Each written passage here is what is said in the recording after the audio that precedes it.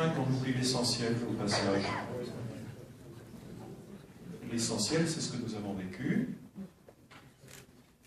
les événements qu'on peut désormais qualifier d'historiques, et ce que j'aurais d'abord souligné, c'était la rapidité et la pertinence de la réponse apportée par le gouvernement à l'inquiétude très légitime éprouvée en particulier par la communauté juive.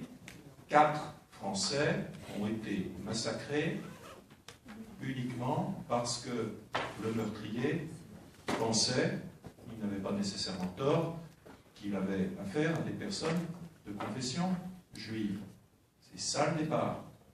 C'est ensuite la réaction très rapide et pertinente de protection à un niveau exceptionnel de lieux de culte, d'écoles, et pas exclusivement pour le culte juif.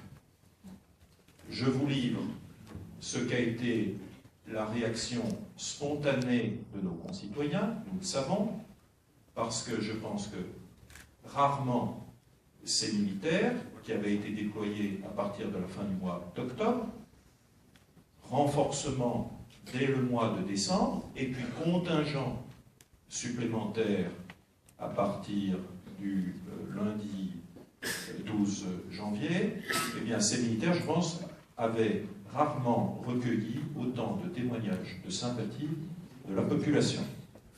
Et j'ai eu l'occasion d'en interroger un certain nombre, témoignages unanimes.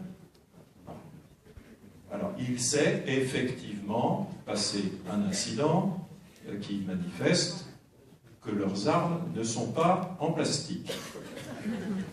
Ce qui en rassurera certains qui auraient pu penser qu'effectivement c'était pour amuser la galerie et que voilà, c'était de faux soldats qu'on déployait pour protéger nos concitoyens. On parlait tout à l'heure du risque zéro qui n'existe pas. Eh bien, je crois, moi qui n'en suis pas du tout spécialiste, qu'en matière d'armes, effectivement, il n'y a pas de risque zéro.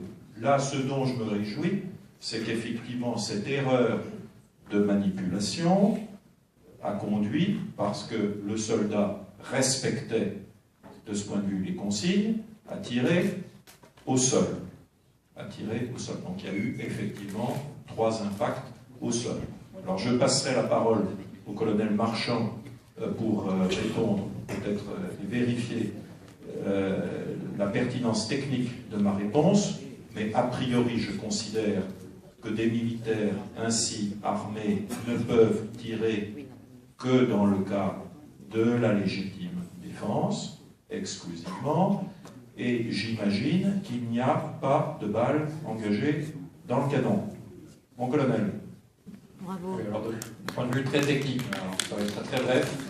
Donc, effectivement, une erreur de manipulation, une erreur où il y a un certain nombre de sécurités. La première des sécurités, c'est que normalement, il faut enlever le chargeur au moment de faire les coups de sécurité à la fin du service, ce qui était le cas. Voilà. Et il y a toujours une deuxième sécurité, quand même, c'est d'apprendre aux gens à diriger le canon vers le bas. De toute façon, si une balle part de façon malencontreuse, elle tape dans la chaussée et pas ailleurs. C'est ce qui s'est passé.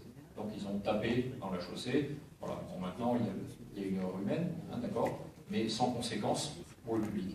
Maintenant, la possibilité de tir, c'est effectivement la légitime défense de soi ou d'autrui, comme prescrit par le code pénal. Il n'y a pas de souci de ce côté.